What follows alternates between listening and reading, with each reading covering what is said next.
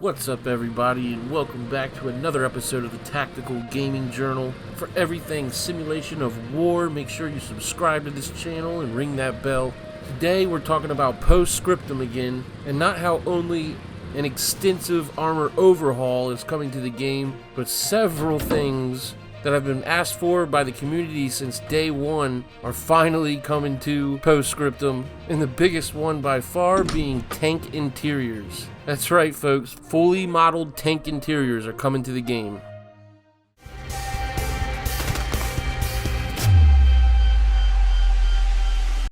We try to give away a Steam key once a week here on this channel, and this week we are giving away Easy Red 2. If you're interested in joining the giveaway, I'll give you details on exactly how to enter later on in the video. Just stay tuned. But for now, let's get right into this awesome news. So for those of you who haven't heard, the developers of Post-Scriptum Periscope Games have been hard at work overhauling the entire armor system, including pretty much every vehicle, basically bringing the armor gameplay up to par with the amazing infantry gameplay Post-Scriptum provides. There are a lot of things coming along with these new systems, but believe it or not, one of the biggest and most exciting things is coming from a modding team. A complete, unofficial, unpaid modding team. In fact, one man. That's right, one amazing kick-butt dude plans on modeling every single interior for every tank. Not only the Chapter Bloody Fall Eastern Front Soviet and German tanks for whom he's working under, but every tank in the game, the British and American tanks too. Now, we're going to get into these awesome interiors later in the video, but we're also going to go over first some of the incredible features coming along with the official Post-Scriptum armor overhaul. So as we know from updates in the past, all of these different ammunition types and shells are going to act completely different and way more realistic, akin to something like War Thunder. We're getting a manual transmission, so we'll be able to go through the gears, and a ton of other features. One feature that has been asked for since the day one is being able to turn out of the tank halfway or just peek from the porthole instead of exposing your whole body to small arms fire. Like I said, this is something that's been highly requested, so it's cool to see it finally implemented in the game. Now, one thing I'm sure everyone will be happy to see go is the glitch where your entire body sticks out of the tank. Now, because the devs are reworking the entire seating and entering tank function, we will no longer have to worry about that glitch. Thank goodness. So, no longer will you just be able to run up and enter the tank from any angle. For example, in order to enter the driver's seat, you'll need to climb up on top of the tank and enter by interacting with the hatch leading to the driver's position. Now, this is true for all seats. This allows all players to immediately hop into their respective seats without needing to deal with seat switching. It also encourages players to be more cautious with how and when to exit the tank. However, players can still switch seats using the same key layout as in the previous system. Now, the driving mechanics have been completely broke down and built up from scratch.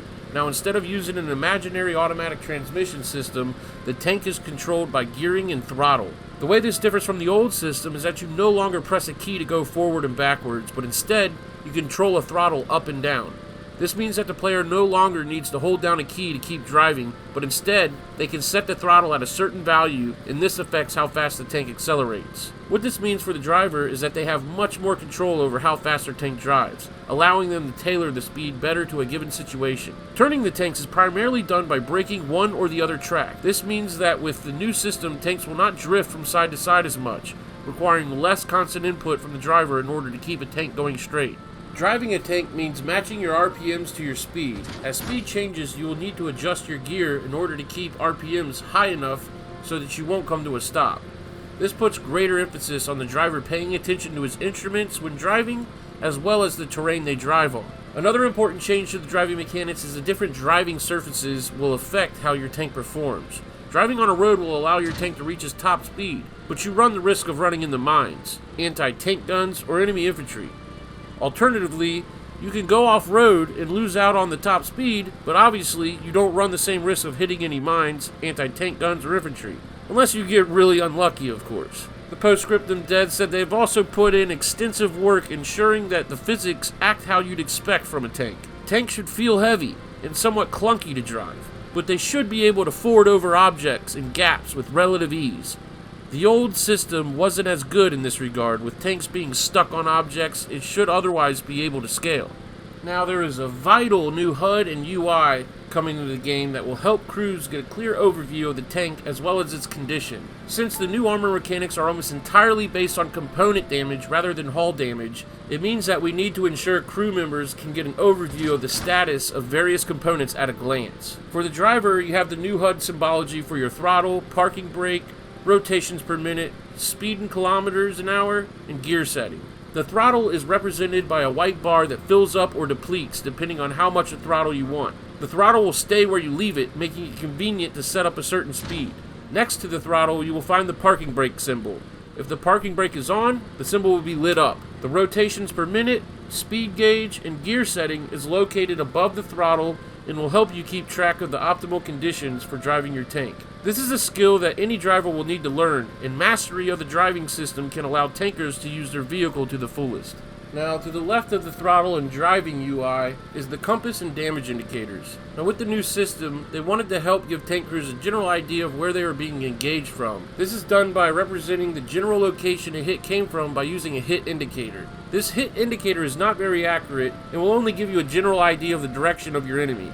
This ensures that combat is fair towards the tank engaging, but also gives the crew a fighting chance to get their bearings. Crews should not rely on this system, but their commander and his spotting ability.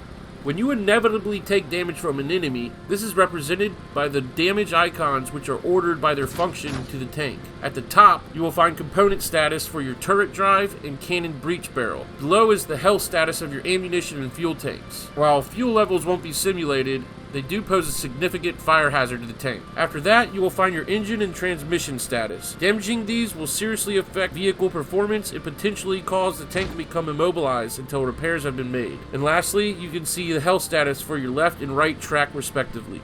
Now let's do a little test run, if you will. Now, if we read our HUD correctly, these indicators are telling us that we've just been hit from somewhere between 12 and 3 o'clock. And the hit caused significant damage to the transmission as well as starting a fire in the ammunition stowage. If the fire is not put out quickly, it will lead to the tank burning down. Now, being able to read these HUD elements is going to be crucial. Now, all of this, of course, is coming from the Post-Scriptum devs themselves, but the most exciting thing about this video is the fact that one artist has taken up the incomparable role of modeling every single tank interior in the game. That's right. One of the guys over at the Bloody Fall modding team has decided he's going to model the interiors for every single tank in the game. This is super exciting, considering this is one thing that was asked for year after year, and we all knew that it was never going to happen. It was just too much work. So for one guy, not even getting paid to do it, to pick up this task, he needs a big round of applause and a pat on the back from the community. I don't know how to pronounce his name, I'm not even going to try, but it's tagged down in the bottom of the screenshots. Now, we were just looking at the Panzer III. Now, keep in mind, all of these renders are work in progress. And this next one is the inside of the Tiger. Now, I know everybody was expecting the Bloody Fall to be released this month, June, but they've had to push the release date back. In fact, there is no release date. However, they said testing will start soon. So just have patience, boys. We're fans of Post-Scriptum. We've all been here before. And of course, if you've played Squad, 3 weeks. Take it from Boogie, 3 weeks. I kid. And finally, we have the interior of the infamous Soviet T-34 tank.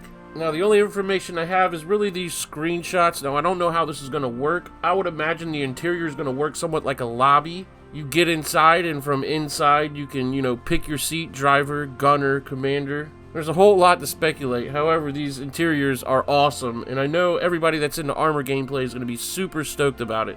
For those of you that aren't in the armor, just know that this is huge. Once this armored gameplay for Post-Scriptum is up to par with the amazing infantry gameplay, this game is really going to be something special. Now, I got one more thing to show to you before we go, and that is the new armored uniform that the Bloody Fall guys are working for the German side. He is looking mighty spiffy. Alright guys, I hope you are all as excited for the future of Post-Scriptum as I am. This armor overhaul really is going to do big things for the game, and I can't wait. Now, there's a lot of stuff about the shells and ammunition and how tank combat is really going to work coming in the future soon. And you know I'm going to put a video out on it as soon as the information comes out. But there's a lot of information about ammo types and how it's going to work and penetrate the armor and all that jazz in a video I did like a month ago called Armor Overhaul. So if you'd like to see that, go check it out. I want to thank everybody for watching, subscribing, ring that bell so you don't miss a video. Definitely come through to the Discord and catch a game with us. It's linked down below. And of course, if you'd like to enter the Easy Red 2 giveaway we're doing this week, all you gotta do is like this video, subscribe to the channel, and drop a comment. But within your comment, leave your Discord name and number. And of course, come join our Discord channel. I'm simply going to draw a winner randomly at the end of this week, probably Saturday or Sunday, somewhere randomly within a video. I'm just going to announce a name and number, and if you hear your name and number, hit me up on Discord, and I'll get you the prize. I want to give a special shout out to my channel members. These guys are the ones that really keep the scene alive, keep this channel going, keep me motivated. Just a small donation per month really inspires me. If you would like to join the Mil-Simp Minions, click the little blue join button below. Every little bit counts, and I really appreciate you guys' support. I also have my Patreon link below.